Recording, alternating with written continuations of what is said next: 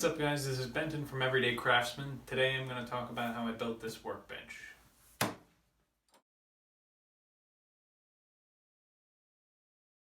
This all started because I got some Woodsmith magazines from my wife's grandfather, who's just kind of a, salt of the earth, Navy man, built his own house. And he's been saving these catalogs or magazines since long before I was born. So I used them as a reference.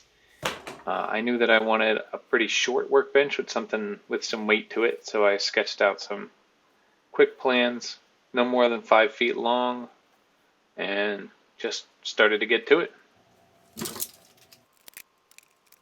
So here I'm just quickly cutting down the sides of what will effectively be 2 rectangular frames.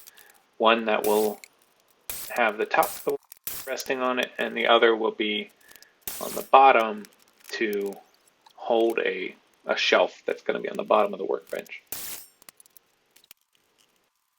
This is me cutting the long sides of those frames all at once. I just wanted everything to be as uniform as I possibly could. This is a bit of a stretch for this 10-inch miter saw, but it worked out.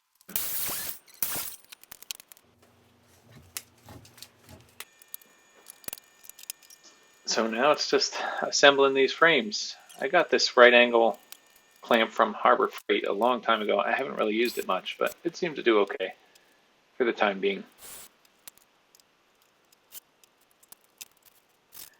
I'm making really sure to glue and screw every joint because I'm really trying to prevent racking as much as possible, because ideally I will be able to, plane and stuff on this workbench. So I don't want it to move much, and I want it to be pretty heavy and sturdy. Some of the stuff I make is just quick assembly. The outfeed table I did was like that. Most of these clamps you see are all Harbor Freight, pretty cheap.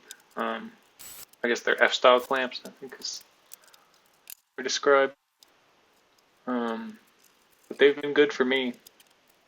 And they're so inexpensive. If you need anything more than 1 foot clamps, they're so cheap. Those Irwin clamps probably cost more than all Harbor Freight clamps combined, but they're handy too. So here I'm getting the top out just so I can lay the frame on, and I'm just sketching out roughly where I want it to be. I think I did like a 2-inch overhang.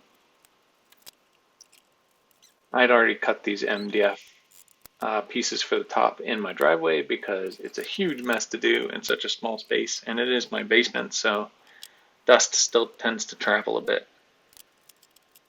I'm realizing here I need to counterbore these holes because the screws I have are not long enough to go through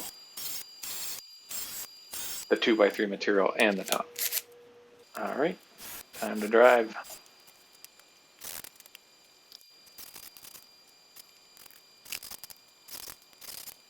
I ended up driving through the top of the workbench on one of these holes, but it's not really an issue because I'm going to lay a second MDF piece the same size on top just for the extra weight. So I guess I'm making up my mind here how I want to lay things out, but really I'm getting the legs out, about to clamp them in place and loosely screw them into place. My plan was to flip this over soon and then drive the rest of the screws in tightly. I'll end up adding reinforcement on the outside of these frames between the legs just to further reduce racking. I didn't end up filming that because I did film, but I was standing in the way the whole time. This is me just checking out where that hole was or the place that I punched through, and then I just kind of nibbled away at it with a countersink bit and then flipped it over. Glue time. I'm just putting a ton of glue down to lay the second sheet on and clamping the corners when I'm happy with the alignment, and bring on the weights. This is as much weightlifting as I've done in the last 3 months.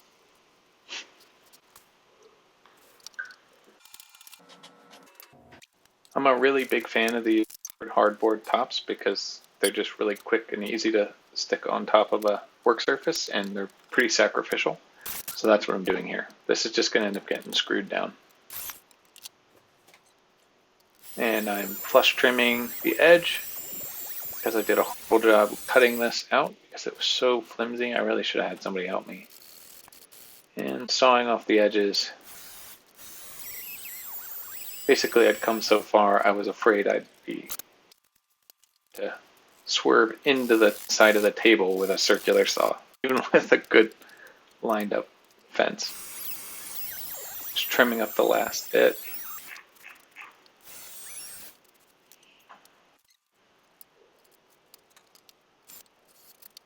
Boy, this stuff makes a mess too when you route it. I mean, it just gets everywhere. Doesn't leave a very clean edge, but I just roughed up.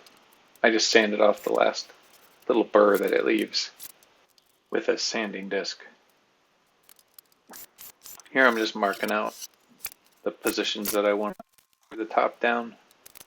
You'll see me use a countersink bit on my impact driver a lot because I don't use my impact driver because it's so loud and my kids are always asleep when I'm working at night. And countersinking home cause it to use the concussive nature of the impact driver. It's just basically like a quick go-to. That's the top done.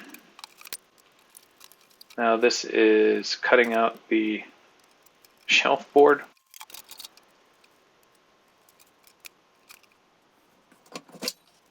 I just ended up doing this really quickly by hand instead of running it through the table saw.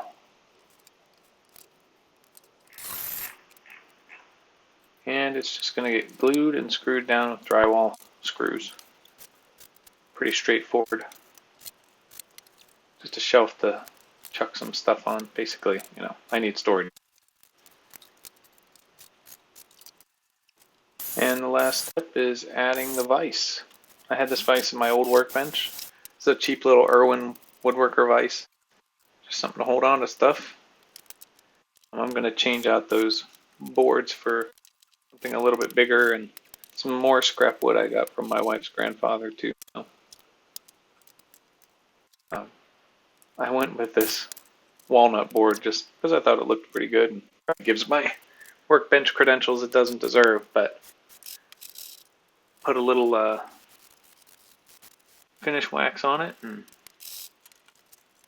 this pretty much finishes up the workbench. So yeah, that wraps up this build. I'm super happy with this workbench. I think it suits my needs perfectly. It's perfect for the size shop I have. Yeah, I'm thrilled to death to have it and to have actually like another surface to work on. So now I'm off of my table saw for everything. So I'm not sure if this is where I'll end up keeping it or not.